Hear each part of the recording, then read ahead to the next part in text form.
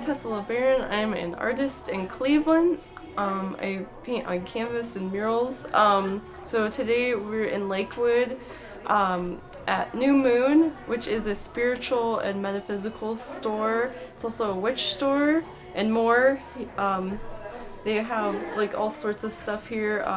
So today basically they wanted me to paint everything that reflects and embodies the store and all the energy and everything.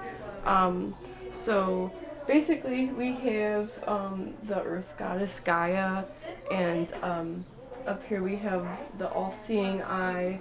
We have different like representations of like light and dark, and we have like fertility with like the flowers and everything.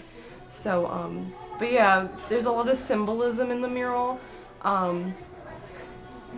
especially with like just like the little things like in the night sky, and just I mean the whole thing is very symbolic and very like representational of like folklore, witchcraft, like ancient Egyptian factors.